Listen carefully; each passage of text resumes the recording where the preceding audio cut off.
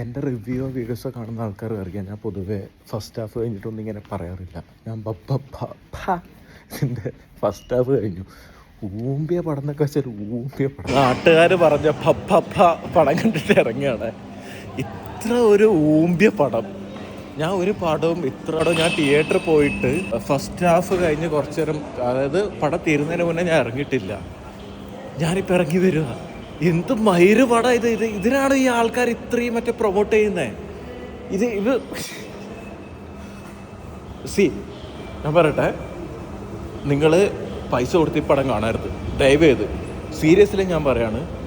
എന്നെ അറിയുന്ന ഒരുപാട് ഫ്രണ്ട്സ്, ഞാൻ പടം റിവ്യൂ പറയുന്നതും എല്ലാം അറിയുന്ന ആൾക്കാരുണ്ട്.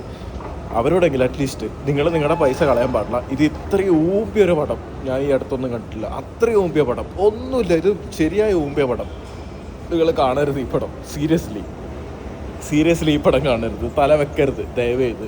പൊതുവേ ദിലീപിൻ്റെ പടം വളരെ സെലക്റ്റീവായിട്ട് മാത്രം കാണുന്നുള്ള. എനിക്കൊന്ന് മിസ്റ്റർ മരുമകന് ശേഷം ഞാൻ ഒരു പടവും, ദിലീപിൻ്റെ ഒരു പടവും ഞാൻ തിയേറ്ററിൽ ഫസ്റ്റ് ഷോ കണ്ടിട്ടില്ല. ഞാൻ അത്രയും റിപ്പോർട്ട് വന്ന പടം മാത്രമേ ഞാൻ കാണാറുള്ളൂ.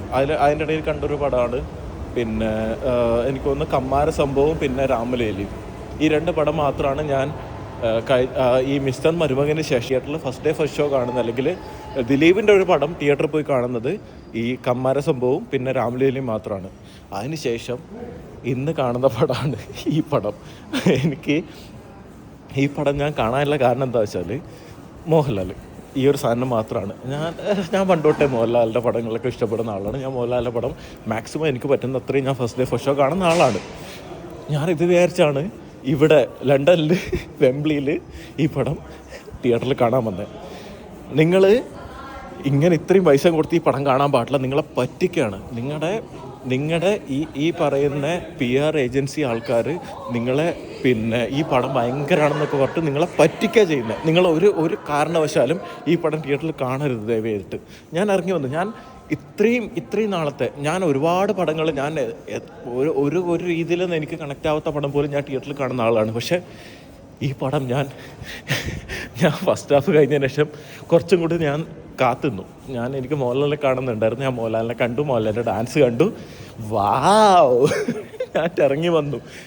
ദയവ് ചെയ്ത് ഒരു മനുഷ്യൻ പോലും ഇത് തിയേറ്ററിൽ കാണരുത്. ഇത് OTT പോലും കാണാൻ, ഈ പടം OTT പോലും കാണാൻ ഇതില്ല. ഇത് അത്ര പോലും ഈ പടം ഇല്ല. ദയവ് ചെയ്ത് നിങ്ങൾ ഈ പടം പൈസ ചിലവാക്കിയിട്ട് ഈ പടം കാണരുത് പ്ലീസ്.